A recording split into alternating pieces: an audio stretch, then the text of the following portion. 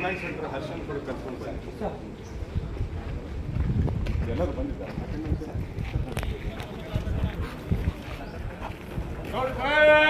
Attention.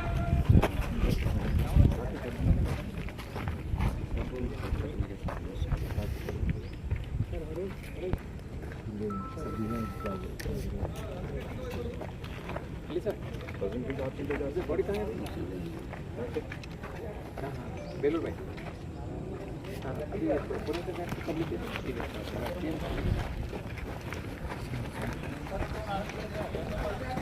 ಸೊಕೋಲ್ Abe 30 ಸ್ಥಾನದಿಂದ 388 ಜನ ಹಾಜರು. ಸೊಕೋಲ್ ಯಾಕೆ ಅದಕ್ಕೆ ಬರ್ತಿದ್ದು ಬೀದರ್ ಲೆಕ್ಕತ್ತೇನ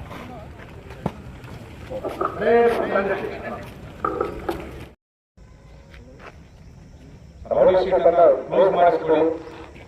ಸ್ವೇಚ್ಛೆಯಿಂದ ಬರ್ತೀವಿ.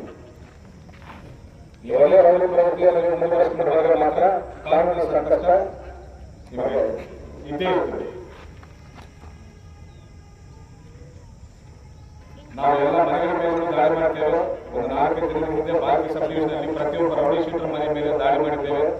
ಯಾರ್ಯಾರು ತಲವಾರುಗಳನ್ನು ಇಟ್ಕೊಂಡಿದ್ದಾರೆ, ವೆಹಿಕಲ್ಗಳಲ್ಲಿ ಯಾರ್ಯಾರು ಚಾಕುಗಳನ್ನು ಇಟ್ಕೊಂಡು ಓಡಾಡ್ತಿದ್ದಾರೆ ಅನ್ನೋ ಮಾಹಿತಿಯನ್ನು ನಾವು ತೆಗೆದಿದ್ದೇವೆ.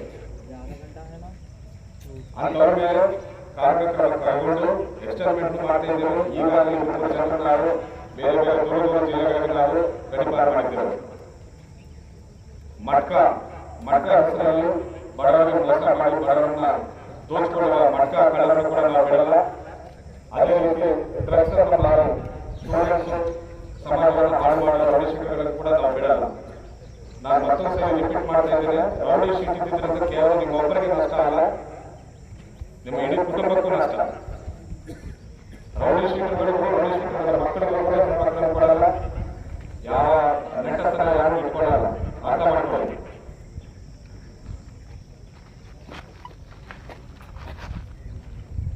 ನಮ್ಮ ಇನ್ಸ್ಪೆಕ್ಟರ್ಸ್ ಎಲ್ಲರಿಗೂ ಹೇಳ್ತಾ ಇದ್ದಾರೆ, ಫ್ರೈಡೆ ಮತ್ತೊಂದು ರೌಡಿ ಪೀರಿಯಡ್, ಇವತ್ತು ಯಾರ್ಯಾರು ಮಿಸ್ ಆಗಿದ್ದಾರೆ, ಯಾಕೆ ಮಿಸ್ ಆಗಿದ್ದಾರೆ ಅನ್ನೋ ಪಟ್ಟಿಯನ್ನು ಸೇವ್ ಮಾಡಿಕೊಂಡು ಫ್ರೈಡೆ ಕಡ್ಡಾಯವನ್ನು ಮುಂದೆ ಹಾಜರುಪಡಿಸಿ.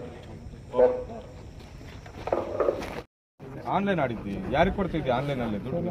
ಅಕೌಂಟ್ ನಂಬರ್ ನನಗೆ ಕೊಡ್ತೀವಿ. ಅಕೌಂಟ್ ನಂಬರ್ ತೆಗೀರಿ, ಎಲ್ಲ ಡೀಟೇಲ್ಸ್ ಎಲ್ಲ ತೆಗೀರಿ. ಯಾರಿಗೆ ದುಡ್ಡು ಕೊಡ್ತಾ ಇದ್ದೀನಿ ನೀನು? ಆನ್ಲೈನ್ದಲ್ಲೇನಪ್ಪ? ಹೆಂಗೆ ಪರಿಚಯ ಆಗಿದ್ದ ನಿನಗೆ? ಅದೇ ಸೋಲಾಪುರ, ಅವನ ಹೆಸರು ಹೇಳಪ್ಪ. ಬರೆದು ಕೊಡ್ರಿ, ಅವ್ರಿಗೂ ಸೇರಿಸಿ, ಅವ್ರಿಗೆ ಎಳೆದುಕೊಂಡು ಜನರಿಗೆ ಹೆದರಿಸ್ಕೊಂಡು ಓಡಾಡ್ತಿದ್ದಾನೆ ಅವನು. ಯಾಕೆ ರೌಡಿ ಶೀಟ್ ಓಪನ್ ಮಾಡಿಲ್ಲ?